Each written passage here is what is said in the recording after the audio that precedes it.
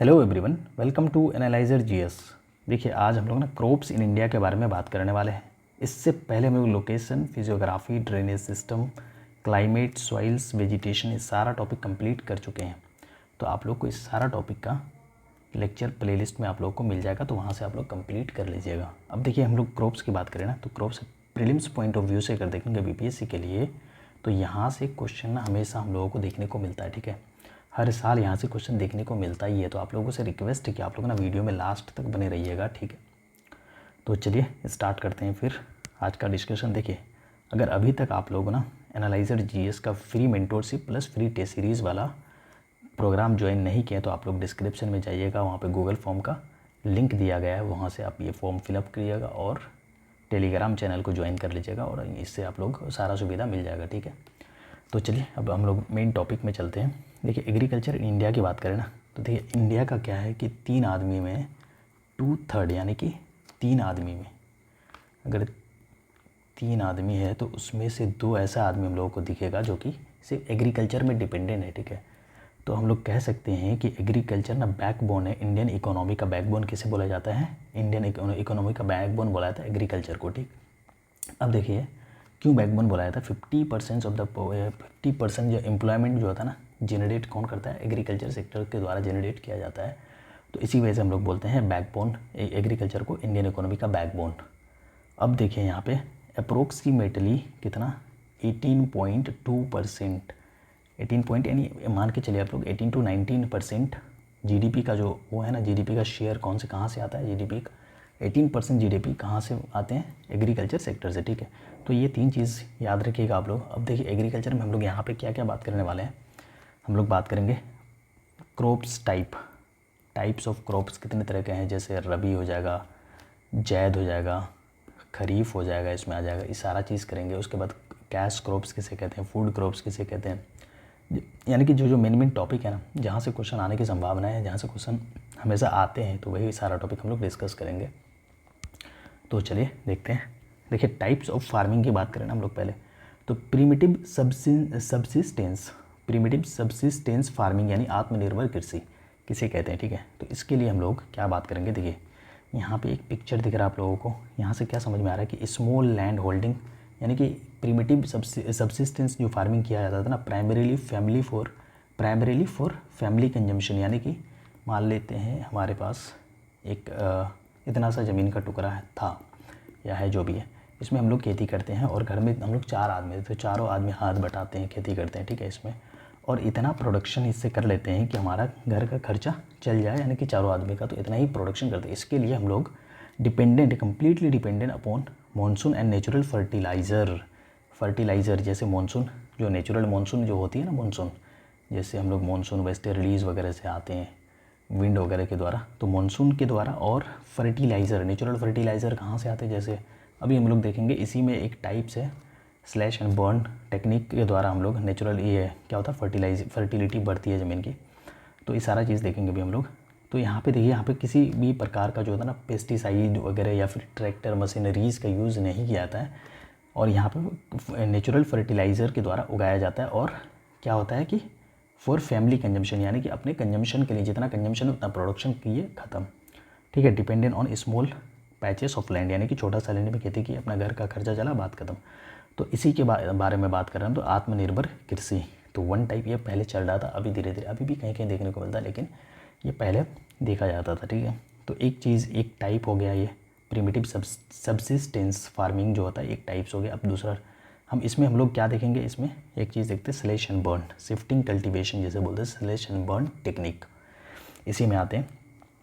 तो देखिए इसमें इंपॉर्टेंट क्या है, इसमें क्या करते हैं, जैसे मान लेते हैं हमारे पास ये लैंड है, एक एग्जांपल ले लेते हैं, यहाँ पे हम लोग खेती किए, तो धीरे धीरे जैसे जैसे हम लोग अगर कोई पेस्टिसाइड वगैरह या फिर कोई खाद वगैरह का यूज़ नहीं करेंगे, तो यहाँ क्या होगा, इसका फर्टिलिटी जो वो होता है ना, कम हो जाएगा, लेस फर्टाइल ज़मीन हो जाएगा, ये धीरे धीरे बंजर होने लगेगा।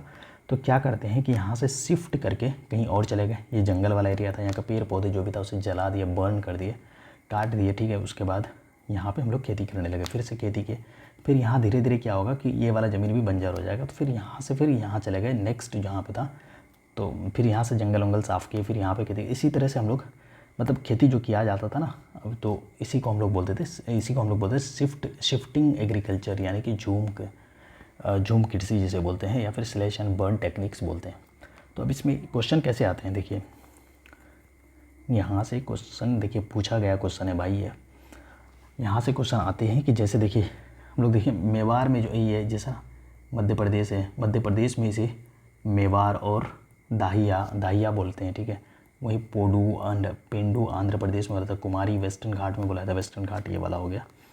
और दीपा वस्त्र अंडमान निकोबार क्षेत्र में बोला जाता है दीपा।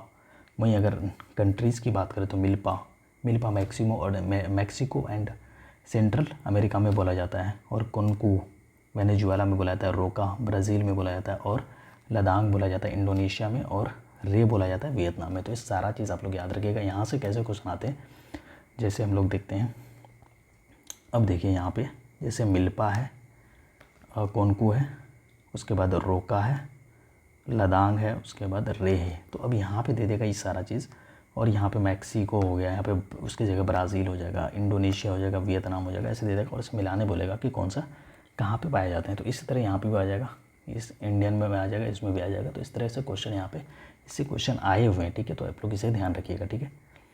चलिए अब आगे देखते हैं। दूसरा है इंटेंसिव सब्सिस्टेंस फार्मिंग।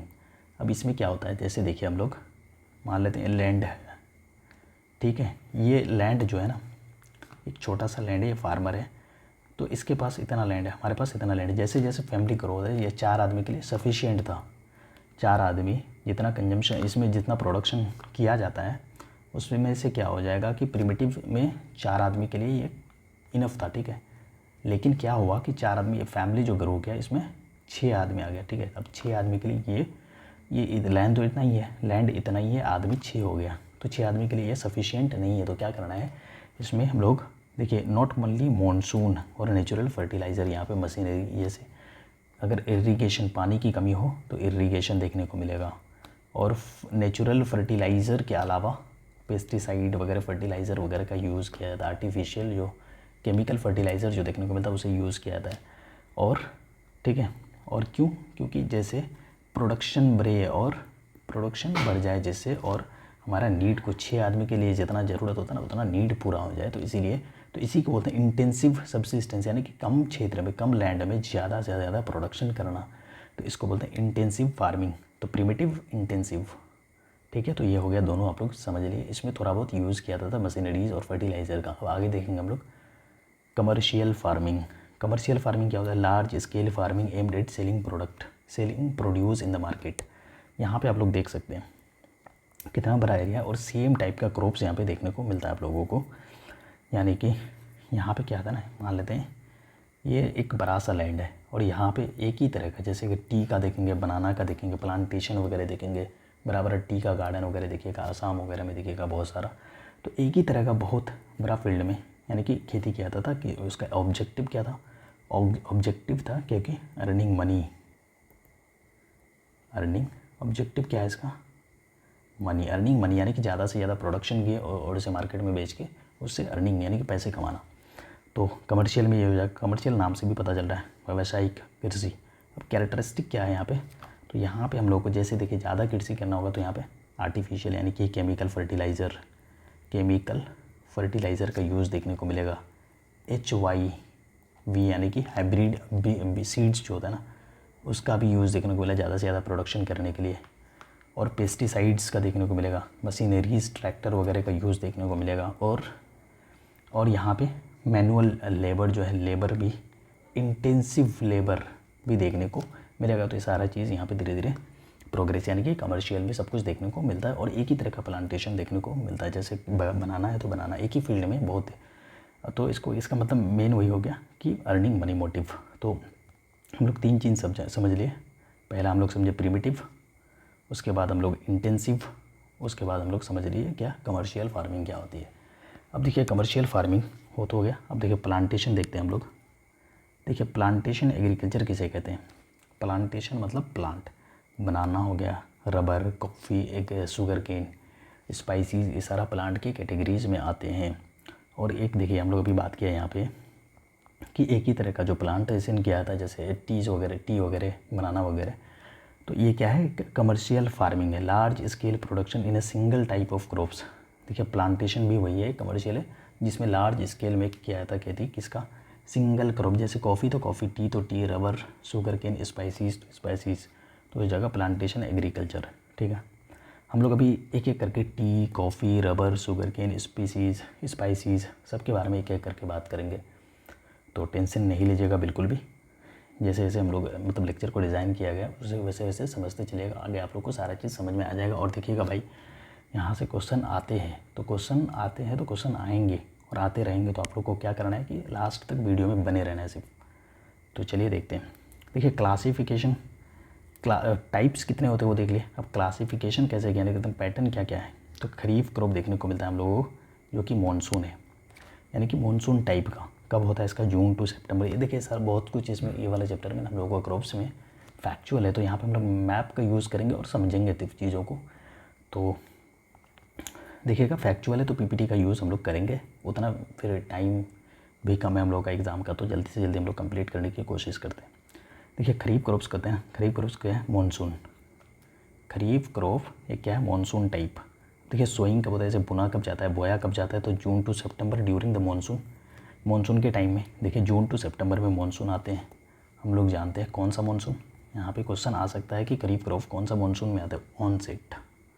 तो यहाँ पे आप लोग लिख लीजिएगा ऑनसेट मानसून। ठीक है, हम लोग देखिए मानसून में बात किए थे, हम लोग क्लाइमेट में बात किए थे कि मानसून जो होता है ना जून के टाइम में आते हैं। कहाँ से, ये वाला हो गया map.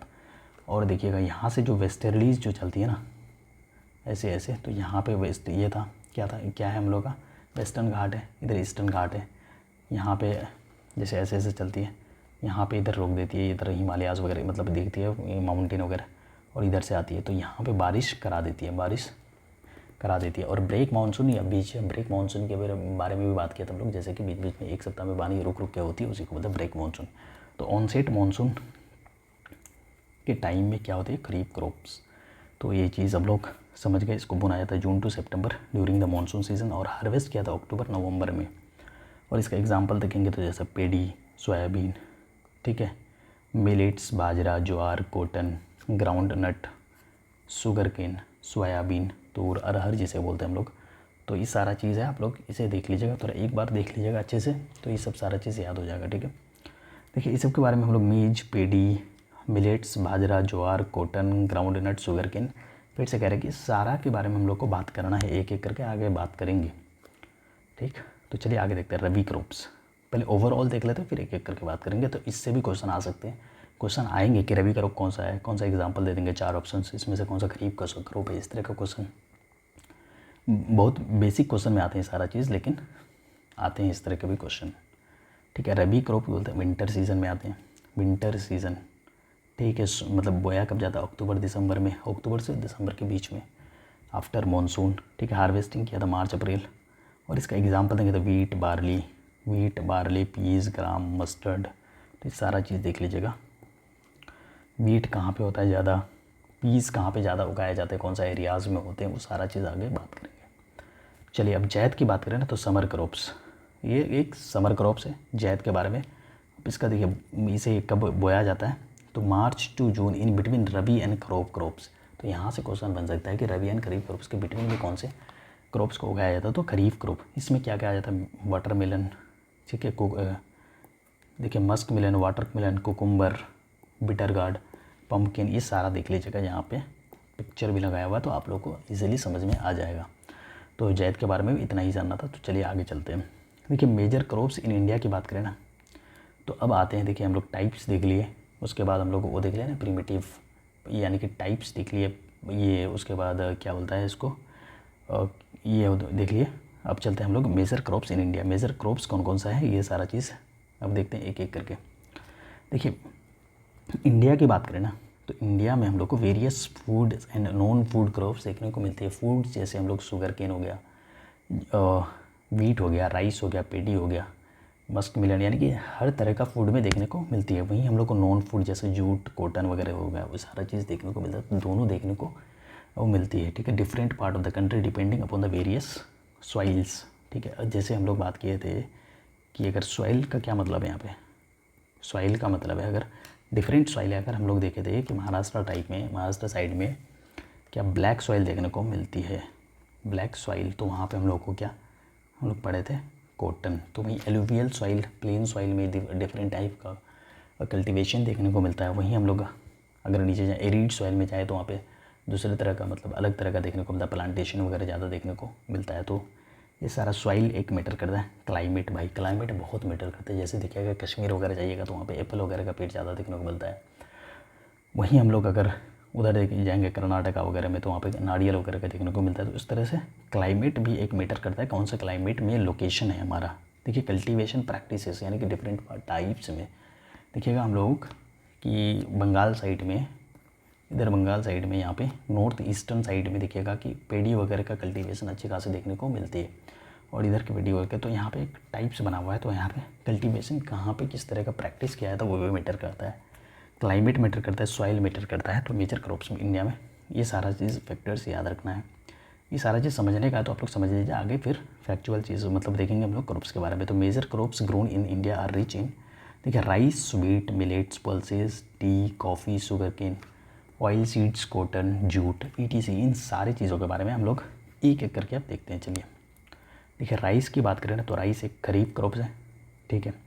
Rice is a staple food. देखिए स्टेपल फूड का क्या मतलब है कि देखिए मोस्ट ज़्यादातर पीपल जो है ना इंडिया का तो पसंद क्या करता है, स्टेपल फूड यानी कि राइस खाना पसंद करता है।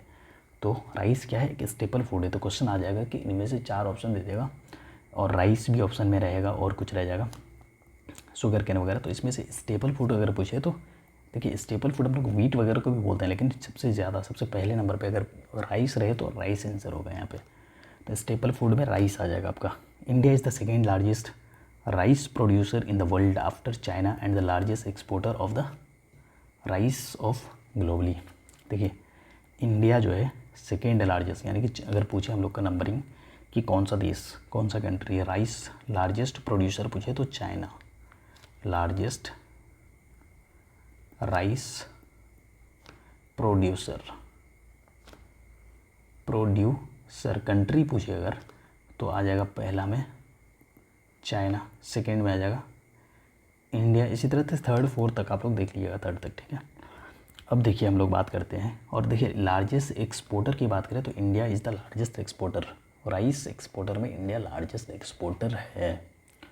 Rice is a kharif crops, एक खरीफ क्रॉप्स है। टेम्परेचर अगर इसकी बात करें तो टेम्परेचर 25 डिग्री से 25 डिग्री सेल्सियस से ज़्यादा चाहिए। हाई ह्यूमिडिटी चाहिए, देखिएगा वहाँ पे पानी वानी ज़्यादा चाहिए होता है राइस के लिए। 100 सेंटीमीटर रेनफॉल होना ही चाहिए एनुअली, ठीक है। देखिए अगर राइस की बात करें ना तो नॉर्थ ईस्टर्न रीजन की बात करें तो देखिए यहाँ पे ये वाला रीजन, ये मैप लगाया हुआ है, मैप में आप लोग देख लीजिएगा।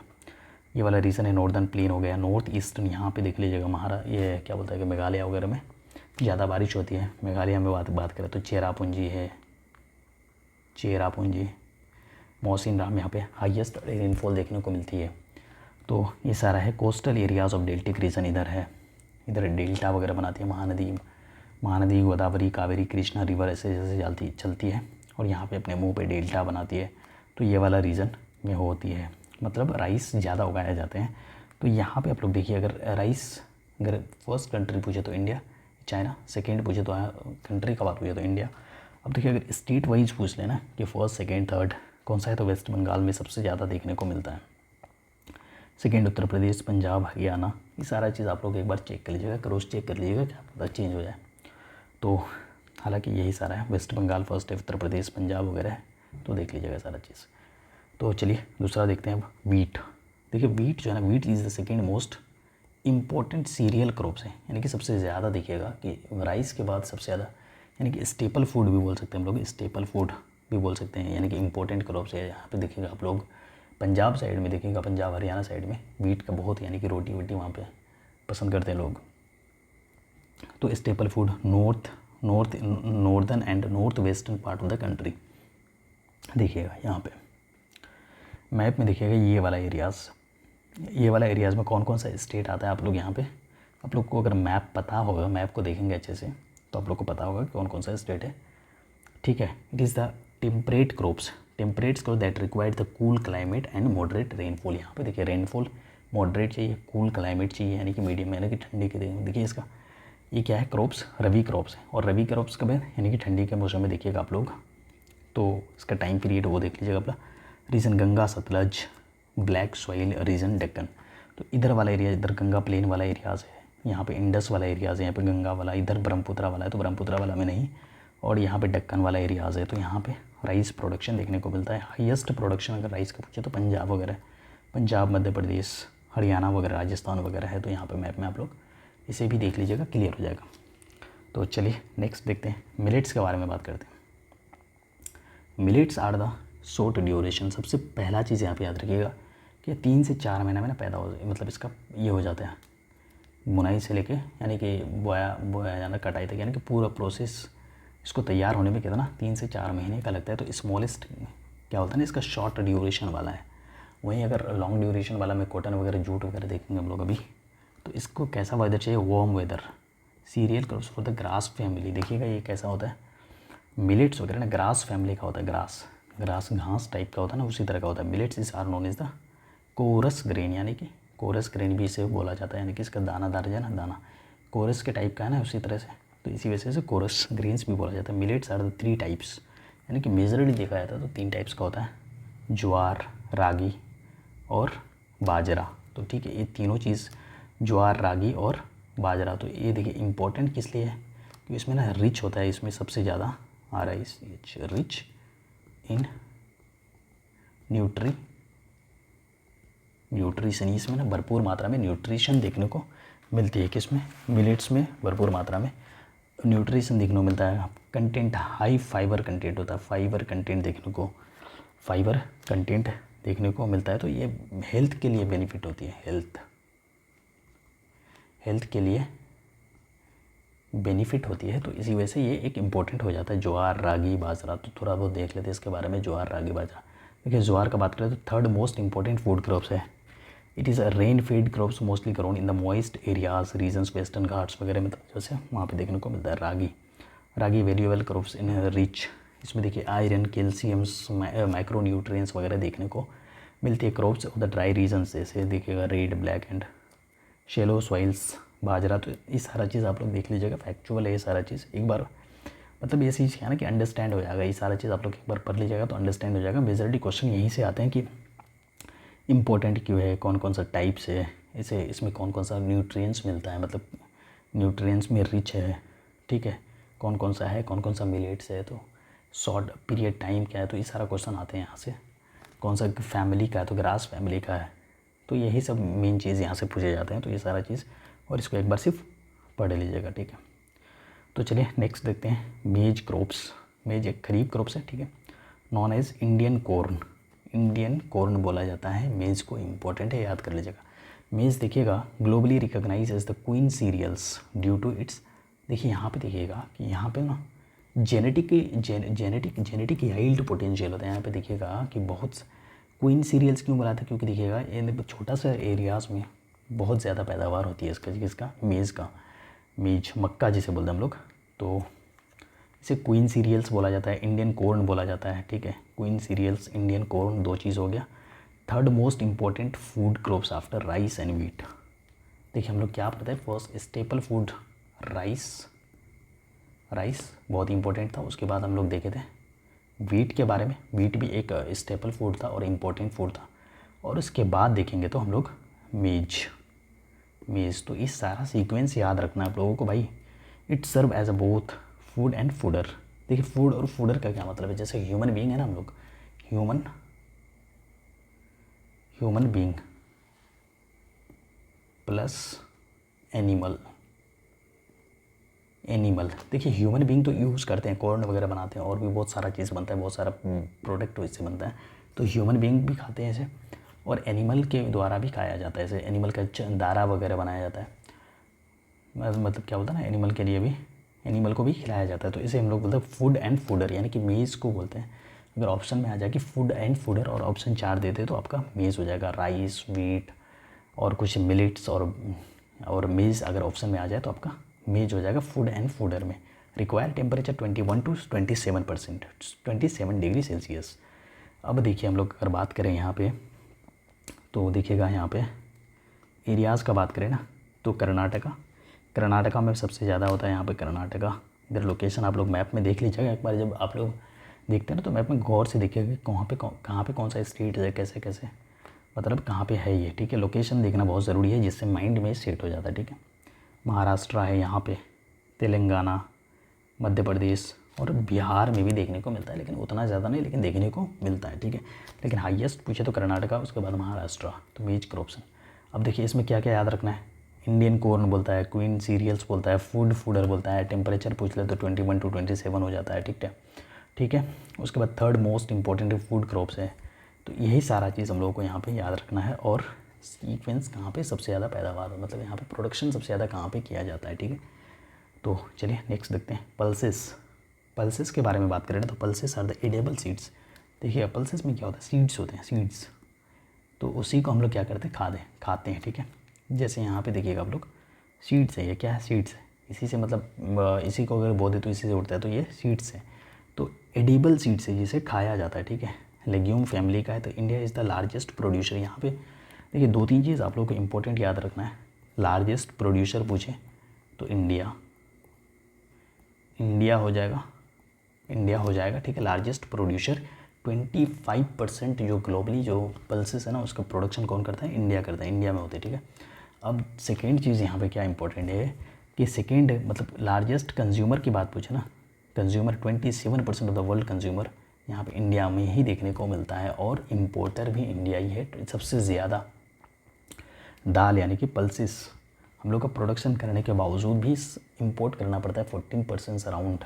तो क्या क्या देखने को मिलता है इससे कि दाल का मतलब कंजम्पशन ना बहुत ज़्यादा है इंडिया में लोग दाल बहुत ज़्यादा खाते हैं, ठीक है। Pulses are the important source of the, क्यों, देखिए इसमें प्रोटीन सब जानते हैं हम लोग कि दाल में बहुत ज़्यादा प्रोटीन होती है। देन नाइट्रोजन फिक्सिंग, ये कि properties, healthy soils, climate changes, हम लोग देखते हैं कि इसमें नाइट्रोजन की मात्रा होती है। अगर हम जैसे ये एरिया है लैंड, तो यहाँ पे अगर हम लोग पल्सेस अगर बोते हैं ना, दाल वगैरह लगाते हैं, तो यहाँ पे क्या होता है ना कि न्यूट्रिएंट बहुत ज़्यादा होती है यहाँ पे। तो इसमें मिट्टी का जो होता है ना, मिट्टी में न्यूट्रिएंट चले जाती है, जिससे कि मिट्टी के फर्टिलिटी रेट मतलब फर्टिलिटी बढ़ जाती है। तो हम लोग इसे बोलते हैं रीस्टोरिंग सॉइल फर्टिलिटी, यानी पल्सेस को ही बोलते हैं रीस्टोरिंग सॉइल फर्टिलिटी।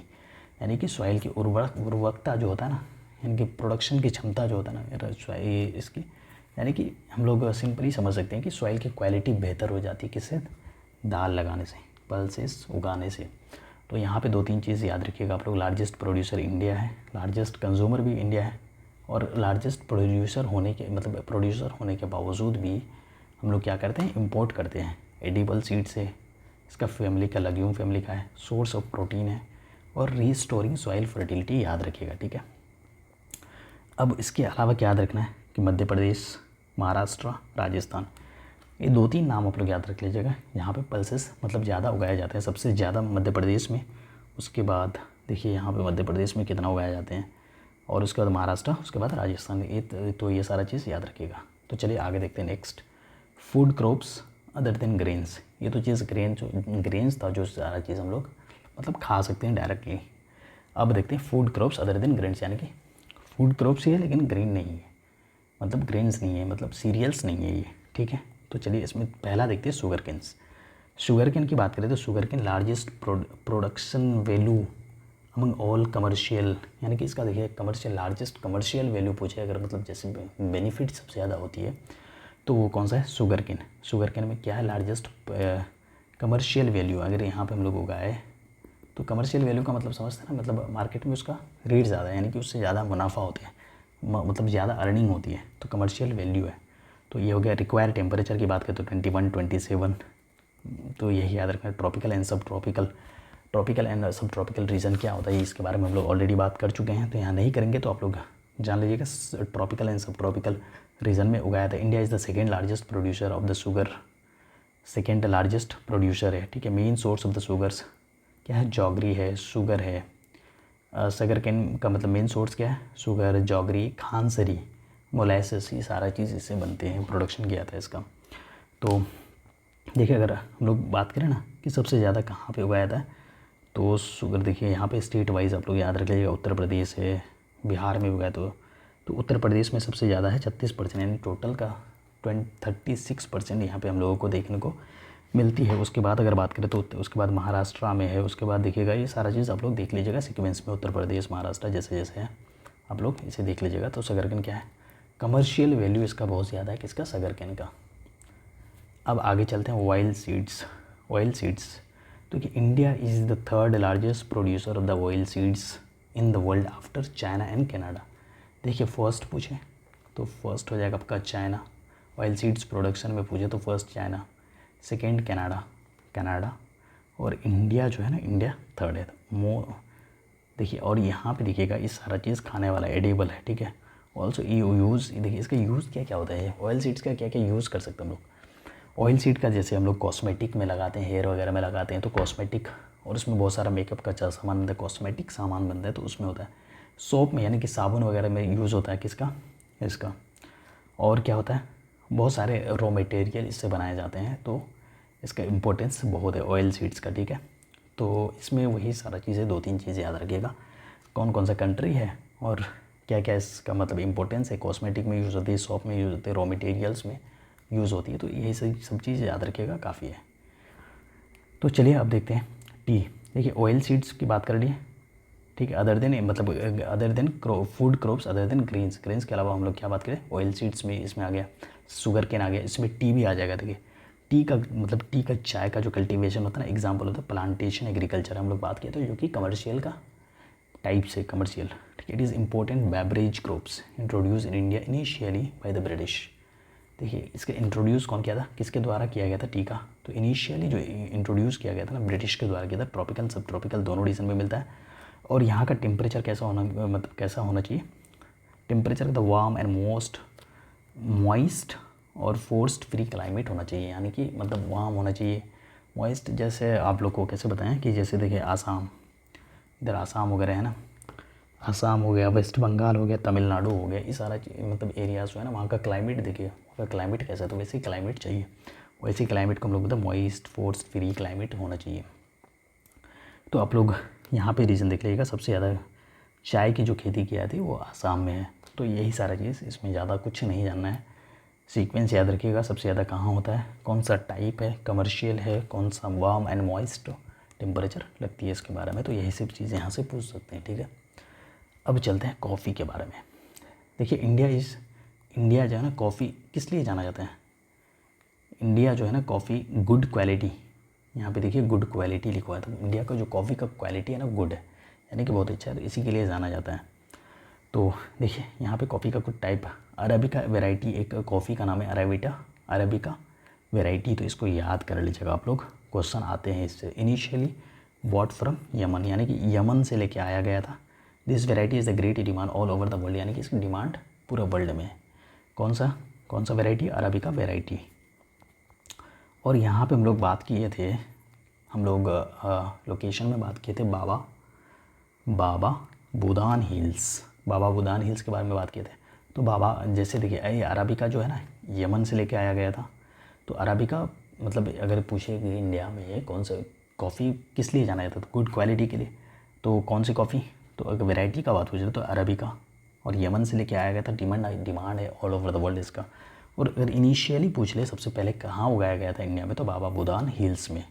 इसके अलावा देखिएगा अराकू कॉफ़ी एक देखने को मिलता है, अराकू कॉफ़ी, जो कि अभी फ़िलहाल न्यूज़ में था, तो इसे भी देख लीजिएगा। तो कॉफ़ी का 1-2 टाइप्स जो कि न्यूज़ में होता है ना, ये सारा चीज़ आप लोग को याद, थोड़ा बहुत आइडिया होना चाहिए। तो अराबिका, अराकू 2 कॉफ़ी आप लोगों को पता होना चाहिए, ठीक है। अगर लार्जेस्ट प्रोड्यूसर का बात करें ना, तो कर्नाटका, तो स्टेट ये सारा चीज़ याद रखिएगा, स्टेट कहाँ पे सबसे ज़्यादा, देखिए कर्नाटका में कितना ज़्यादा है, केरल, तमिलनाडु ऐसे हैं। तो ये सारा चीज़ आप लोग यहाँ से मैप में देख लीजिएगा, ठीक है। तो चलिए आगे चलते हैं। देखिए अब हॉर्टिकल्चर में चलते हैं। देखिए हॉर्टिकल्चर क्या होता है ना, कि फ्रूट एंड वेजिटेबल्स जो होता है ना, इसका जो प्रोडक्शन होता है, इसी को हम लोग बोलते हैं हॉर्टिकल्चर। तो इसे याद रखिएगा सिर्फ। India is the second largest producer of the fruits and vegetables in the world. अगर फर्स्ट पूछे तो हॉर्टिकल्चर में फर्स्ट कंट्री पूछे तो चाइना, इंडिया पूछे तो इंडिया सेकेंड है। ये चीज़ याद रखिएगा, tropical as well as the temperate fruits, यानी कि मतलब ऑल ओवर इंडिया में ही देखने को मिलती है। यहाँ पे आप लोग मैप में देख लीजिएगा हॉर्टिकल्चर में क्या क्या आते हैं हॉर्टिकल्चर में, ठीक है। अब चलते हैं थोड़ा सा आगे, नॉन फूड ग्रेन क्रॉप्स, ठीक है, जिसे हम लोग बोलते हैं कैश क्रॉप्स। हम लोग कैश क्रॉप्स के नाम से भी जानते हैं, जिसमें आ जाएगा आपका आ जाएगा जिसमें रबर आ जाएगा, ठीक है, फाइबर क्रॉप्स आ जाएगा, फाइबर क्रॉप्स कॉटन वगैरह जूट वगैरह को बोलते हैं हम लोग, तो आपका आ जाएगा रबर। तो पहले रबर के बारे में बात कर लेते हैं। देखिए यहाँ पे ना रबर के लिए हम लोग को, जैसे ये देखिए रबर कैसे उगाया जाता है, यहाँ पे सनलाइट भी चाहिए और रेनफॉल भी चाहिए। तो रेनफॉल 200 सेंटीमीटर से ज़्यादा चाहिए, कम से कम 200 सेंटीमीटर रेनफॉल होना ही चाहिए रबर प्रोडक्शन में। टेम्परेचर भी अच्छी खासी देखने को मिलती है, टेम्परेचर कितना, मिनिमम 25 सेंटीमीटर होना चाहिए, 25 सेंटीमीटर से ज़्यादा, और रेनफॉल। तो यहाँ से आप लोग को क्वेश्चन आ सकते हैं कि क्वेश्चन रबर के लिए मतलब टेम्परेचर कितना चाहिए, रेनफॉल कितना चाहिए, क्योंकि मेजर फैक्टर है। Grown in the tropical and सब ट्रॉपिकल दोनों, ठीक है। यहाँ पे इट है यहाँ पे, ठीक है। It requires moist and humid climates, यानी कि मॉइस्ट ह्यूमिड क्लाइमेट चाहिए ना, कि वहाँ पे दिखिएगा चिपचिपा में होता है ना कि मॉइस्ट, यानी कि मॉइस्ट तो आप लोग समझती हैं, ह्यूमिड क्लाइमेट तो चाहिए। It is important industrial raw material. Industrial raw material का क्या मतलब, यहाँ पे बहुत सारा इससे रबर से बहुत सारा प्रोडक्शन इंडस्ट्रियल चीज़ें बनाई जाती है। तो यही सब चीज़ें इसमें याद रखिएगा। रबर के लिए मेन चीज़ यहाँ पे 2 चीज़ याद रखिएगा, रेनफॉल, टेम्परेचर, ट्रॉपिकल एंड सब ट्रॉपिकल, और क्लाइमेट कैसा है वहाँ का, और रॉ मटेरियल के ऐसे तौर पर यूज़ किया जाता है इसका, ठीक है। अब चलते फाइबर क्रॉप्स में अगर देखेंगे हम, इसके बाद जूट के बारे में बात करेंगे। तो कॉटन क्रॉप्स, तो कॉटन के बारे में थोड़ा अच्छे से देख लीजिएगा, क्योंकि देखिए ये सब बिलीव किया था कि इंडिया ना ओरिजिनल होम है किसका, कॉटन प्लांट्स का, यानी कि कॉटन, ऐसा माना जाता है कि इंडिया ओरिजिनल होम, यानी कि कॉटन का प्रोडक्शन जो स्टार्ट हुआ ना तो इंडिया से ही हुआ है। अब देखिए it requires high temperature, light rainfall और इरिगेशन। देखिए अब कॉटन में क्या है कि तो हाई टेम्परेचर चाहिए भाई, लाइट यानी कि थोड़ा बहुत रेनफॉल चाहिए, और इरिगेशन भी चाहिए, ठीक है। इट रिक्वायर्स 6 to 8 मंथ, यानी कि देखिए हम लोग बात किए थे कि मिलेट्स को 3 to 4 मंथ में, शॉर्ट टाइम में मिलेट्स आ जाएगा। वहीं अगर हम लोग बोलते हैं कॉटन तो 6 to 8 मंथ मेच्योर होने में लगता है इसको, तो थोड़ा टाइम लगता है। अब देखिए यहाँ पे कुछ चीज़ें हैं कि इंडिया जो है इकलौता ऐसा कंट्री है जहाँ पे ऑल टाइप, यानी कि 4 टाइप जिप्सम, और ये 4 टाइप का जो कॉटन देखने को मिलता है ना, तो इंडिया में चारों टाइप का कॉटन देखने को मिलता है, और इंडिया इकलौता ऐसा कंट्री, तो यहाँ पे आप लोग को नाम याद रखना नहीं है इसका, ठीक है।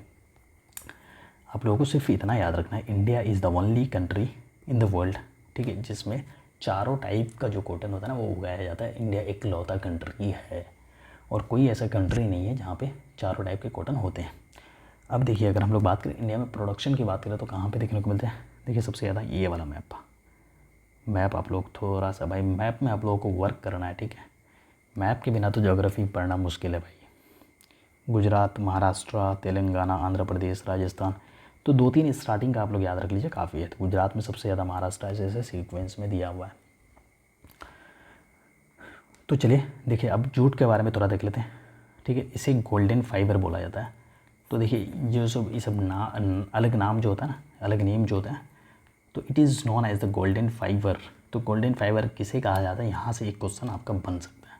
तो गोल्डन फाइबर किसे कहा था, जूट, ठीक है। It is use the making, क्या क्या बनाया जाता है इससे, देखिए Ghani bags, mats, ropes, yarn, carpets, ETC बनाया जाता है जूट से।